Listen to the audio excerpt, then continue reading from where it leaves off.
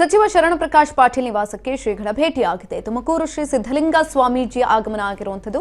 ಬೆಂಗಳೂರಿನ ಸಚಿವ ಶರಣಪ್ರಕಾಶ್ ಪಾಟೀಲ್ ಅವರ ನಿವಾಸಕ್ಕೆ ಬಂದಿದ್ದಾರೆ.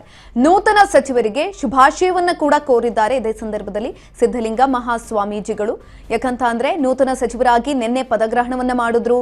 ಶರಣಪ್ರಕಾಶ್ ಅವರ ಪಾಟೀಲ್ ಅವರ ಹೆಸರು ಕೊನೆಯದಾಗಿ ಸೇರ್ಪಡೆ ಆಗಿದ್ದಂಥದ್ದು ಲೀಸ್ಟ್ ಅಲ್ಲಿ. ಯಾಕಂತ ಅಂದ್ರೆ ಕೊನೆಯವರೆಗೂ ಕೂಡ ಅವರ ಹೆಸರಿರಲಿಲ್ಲ. ಬೇರೆ ಬೇರೆ ಸಂಭವನೀಯ ಪಟ್ಟಿಯಲ್ಲಿ ಇದ್ದಂತಹ ಹೆಸರುಗಳು ಬೇರೆ, ತದನಂತರದಲ್ಲಿ ಲಾಸ್ಟ್ ಅಲ್ಲಿ ಇವರ ಹೆಸರು ಬಂದಿದ್ದಂಥದ್ದು. ಹಾಗಾಗಿ ಇದೀಗ ತುಮಕೂರು ಶ್ರೀ ಸಿದ್ಧಲಿಂಗ ಸ್ವಾಮೀಜಿಗಳು ಆಗಮಿಸಿದ್ದಾರೆ. ಅವರ ನಿವಾಸಕ್ಕೆ ಆಗಮಿಸಿ ಶುಭಾಶಯವನ್ನ ಕೂಡ ಕೋರಿದ್ದಾರೆ. ಬೆಂಗಳೂರಿನ ಸಚಿವ ಶರಣಪ್ರಕಾಶ್ ಪಾಟೀಲ್ ಅವರ ನಿವಾಸಕ್ಕೆ ನೂತನ ಸಚಿವರಿಗೆ ಶುಭಾಶಯವನ್ನ ಕೋರಿರುವಂತದ್ದು. ಈ ಸಂದರ್ಭದಲ್ಲಿ ಸಿದ್ಧಲಿಂಗ ಸ್ವಾಮೀಜಿಗಳು ಆಗಮಿಸಿದ್ದಾರೆ, ಶುಭಾಶಯವನ್ನ ಕೋರಿದ್ದಾರೆ.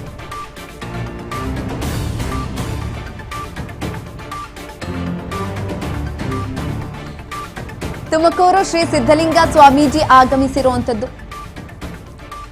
ಬೆಂಗಳೂರಿನ ಸಚಿವ ಶರಣಪ್ರಕಾಶ್ ಪಾಟೀಲ್ ಅವರ ನಿವಾಸಕ್ಕೆ ಭೇಟಿಯನ್ನು ಕೊಟ್ಟಿದ್ದಾರೆ. ನೂತನ ಸಚಿವರಿಗೆ ಶುಭಾಶಯವನ್ನ ಕೋರಿದ್ದಾರೆ. ನೂತನ ಸಚಿವರಿಗೆ ಶುಭಾಶಯವನ್ನ ಕೋರಿರುವಂತದ್ದು ಸಿದ್ಧಲಿಂಗ ಸ್ವಾಮೀಜಿಗಳು. ಅವರ ನಿವಾಸಕ್ಕೆ ಭೇಟಿಯನ್ನು ಕೊಟ್ಟು ಶುಭಾಶಯವನ್ನ ಕೋರಿದ್ದಾರೆ. ದೃಶ್ಯಗಳಲ್ಲಿ ನೀವು ನೋಡ್ತಾ ಇರಬಹುದು.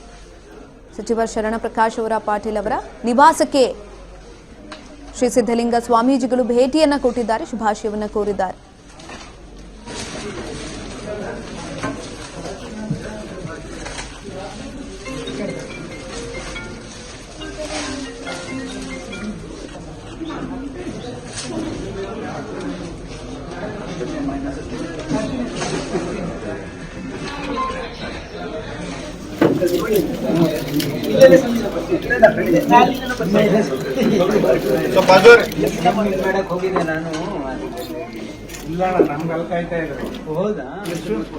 ನೋಡಿ, ನೀವು ದೃಶ್ಯಗಳಲ್ಲಿ ನೋಡ್ತಾ ಇರಬಹುದು.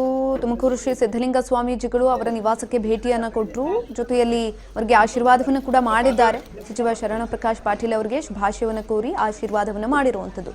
ಮೊದಲನೇ ಸಂಭವನೀಯ ಪಟ್ಟಿ ಏನಿತ್ತು ಅದರಲ್ಲಿ ಶರಣಪ್ರಕಾಶ್ ಅವರ ಪಾಟೀಲ್ ಅವರ ಹೆಸರು ಇರಲಿಲ್ಲ. ತದನಂತರ ಕೊನೆಯದಾಗಿ ಅವರ ಹೆಸರು ಸೇರ್ಪಡೆಯಾಗಿದ್ದಂಥದ್ದು. ಈ ನಿಟ್ಟಿನಲ್ಲಿ ನಿನ್ನೆ ಪದಗ್ರಹಣವನ್ನು ಕೂಡ ಮಾಡಿದ್ದಾರೆ. ಮುಂದೆ ಅವರ ಅಧಿಕಾರ ಚೆನ್ನಾಗಿರಲಿ, ಅಧಿಕಾರವನ್ನ ತುಂಬಾ ಚೆನ್ನಾಗಿ ಉಪಯೋಗಿಸ್ಕೊಳ್ಳಿ ಅನ್ನುವ ನಿಟ್ಟಿನಲ್ಲಿ ಆಶೀರ್ವಾದವನ್ನು ಮಾಡಿರುವಂಥದ್ದು. ತುಮಕೂರು ಶ್ರೀ ಸಿದ್ಧಲಿಂಗ ಸ್ವಾಮೀಜಿಗಳು ಅಲ್ಲಿಗೆ ಹೋಗಿ ಅವರ ನಿವಾಸಕ್ಕೆ ಭೇಟಿಯನ್ನ ಕೊಟ್ಟು ಶುಭಾಶಯವನ್ನ ಕೋರಿ ಇದೀಗ ಆಶೀರ್ವಾದವನ್ನ ಮಾಡಿದ್ದಾರೆ.